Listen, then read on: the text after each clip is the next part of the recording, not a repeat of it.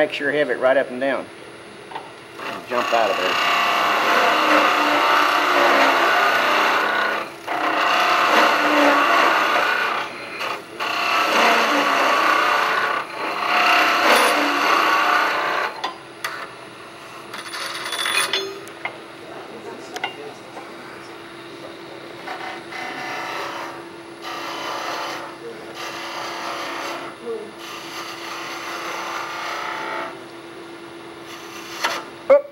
What did I do wrong?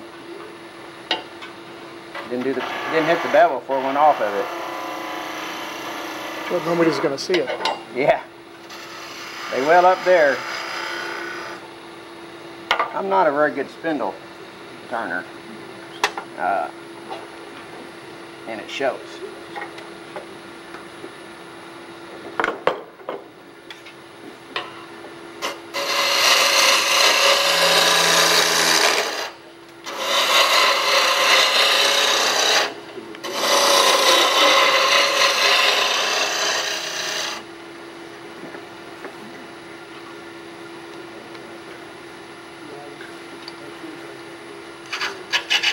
Another perfect.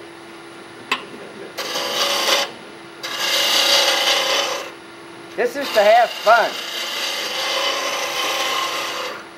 You know,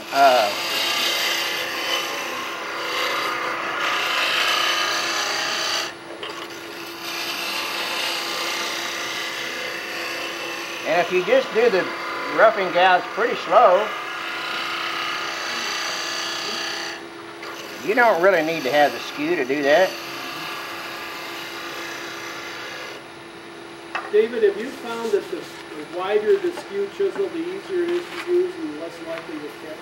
Yes. Okay. Yeah. So little skew chisels are an invitation for disaster. Oh, they are, and they flex, especially those round ones. My God, where's flat? I mean, you know, I can't deal with those. I can't make my work to save my soul. Yeah, I'm not. That's pretty smooth. It's amazing what roughing gouge and 40 grit will do. But we could do it, you know, there's all kinds of stuff we can put on here. I kind of like, you know, you see this little, there's one stool going around here that's got those little black marks on it. They're easy. You know, if you want to use the rusty baling wire, but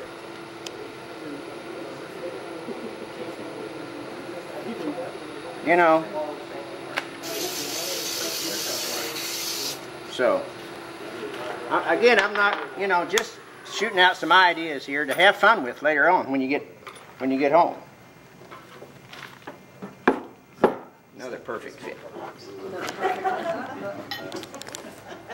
I think we're undershooting here. I'll tell you what, though, you know, I've made some stools and you put Gorilla Glue on it. You can get Gorilla Glue on there, but you can't get it off. And it goes everywhere. I mean, you know, it comes out and it drips and spews up, and you can't get in that area to get it. You know, I'd say that the guy just really needs to do a better job of cutting the tenon and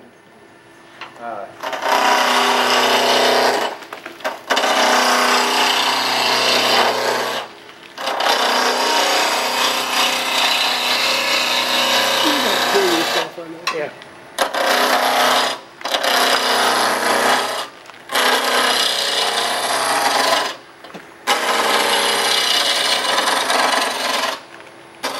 So which way are we going to orient the grain of the leg in relationship to the stool? Anybody got an idea? Say again. How are we going to orient the grain in the leg with the grain in the seat? Cross. It's going to make a split. The seat's going to shrink more in the leg.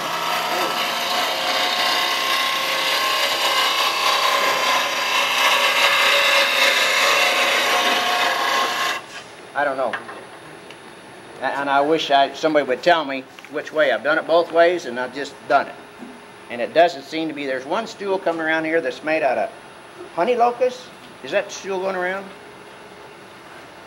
I think so. I think it's over here. There's a honey locust stool over here that I made a year ago. It was dripping wet. I didn't put it in a sack. I didn't do anything with it. Just made it and it's sat there in the shop. Now, if anything's going to split, it's going to be honey locust. You know, it's tough. It doesn't give. And there are just a few hairline cracks in that after about a year. So I don't know what the answer is. I really don't. How we doing on time? You're fine. Be careful with your burner. So it's smoke detector. Okay. You're fine on time. Anybody want to quit right now? So you go a little bit. There's one more thing we need to do. Come on. A lot of the old farm tools and stuff they used to make, they used green wood and dry wood for the leg. Yep. Right. A lot of your old chair people did that. You know, when you make a Windsor chair, you dried the tenon, you put a dry tenon in a green hole, and then it would shrink up there. I don't know the answer to that. I wish I did. I've had different people give different reasons, you know, and they're opposite. I think it kind of depends on the wood. If you're going to do a sycamore, for instance, if you're going to do sycamore that has a big shrink swell, you may want to turn the grains to mats so they both shrink together. I'm just talking out loud. Now, if you got an oak or honey locust that doesn't shrink a lot, but it's going to crack if it puts pressure, I'd say, I don't know. That's what I'm saying. I wish I knew the answer. So I've asked that question, and you know, I built my own house out of wood peg. You know, it's an old barn, 100-year-old barn. I took it apart, wood pegs, and put it back and stuff. And I know what you're talking about. You know, the green concept and the pull it actually bend those pegs sometimes.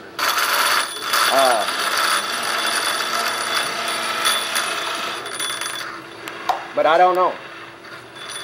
I guess I just need to do some of those and wait and see what happens.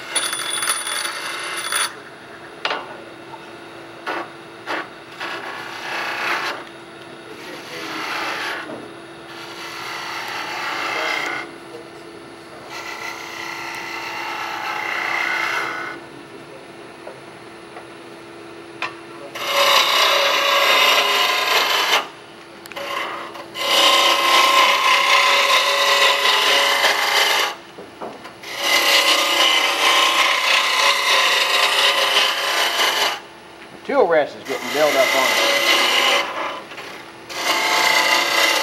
That's kind of the bad thing about making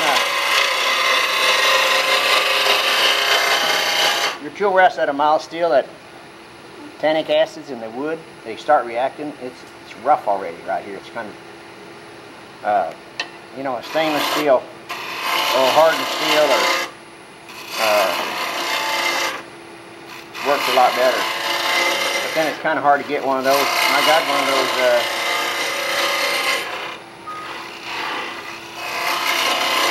I didn't really want to spend 150 or 160 bucks on a really good tool rest to do this.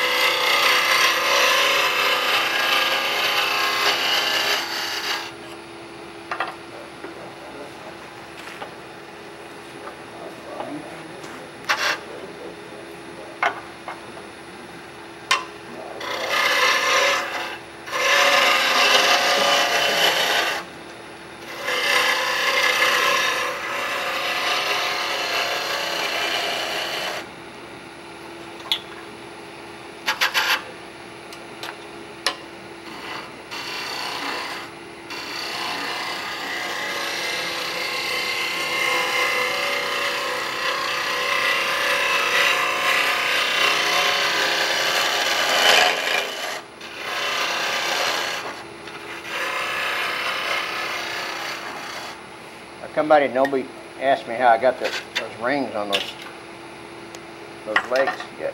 How'd you get those rings on that leg? We figured it out. Did you?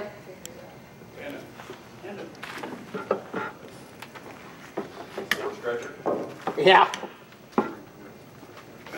That's actually a two-part leg. You know, that one leg goes up in the other part about 1.5 inches. You know, you can see the grain. It almost matches, but not quite. But you can kind of hide that. But it kind of makes an interesting effect.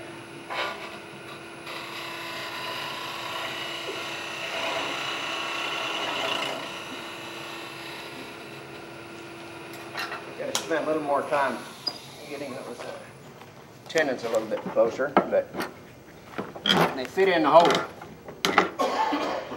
So.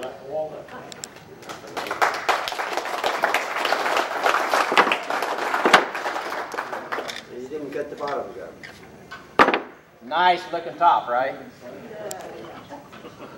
There's a lot of ways you can deal with this. Lately, what I've been doing,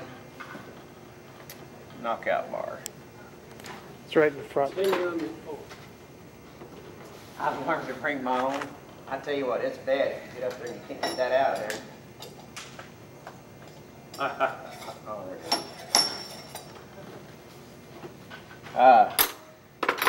there it is. You can do this multi different ways. We could leave that just like it is. Push it up there and take that off, and then just sand the nub off if you wanted to. But that takes a little bit more expertise and a little more finesse. So here's another way of doing it. How are we doing on time, Larry? You're fine. You only got about another hour, right? Yeah. This is another way of doing it.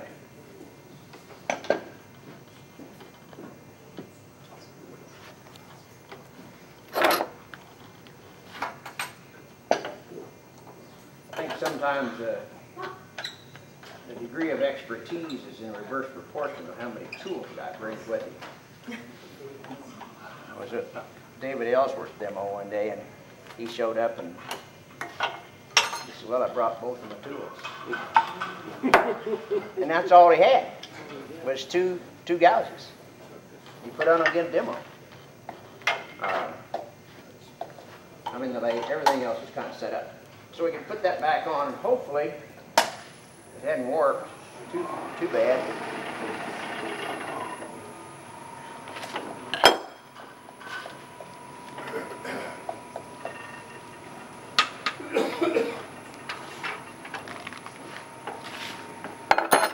We can do this with different things. I kind of like a badan for this, which is I just made out of a pair of square stock. Made a handle, that's again plastic. My shop is not heated. I have a little bitty spot in it that's heated. And so when I go out and even try to do something, and you pick up a aluminum handle or a steel handle, man, it's cold, and then you have to hold that thing, and if it's shock absorbed, and it stays, and then your hands get crampy, mine do. So I think this plastic on the outside really helps.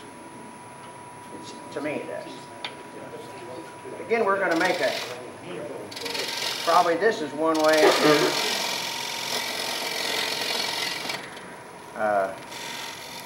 You don't want it on the bottom side?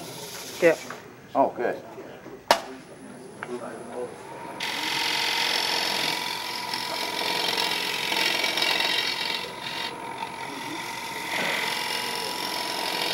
Make just a little bit of a place to grab that from the other side. There we go. Boy, this is really fuzzy stuff. I thought it'd been more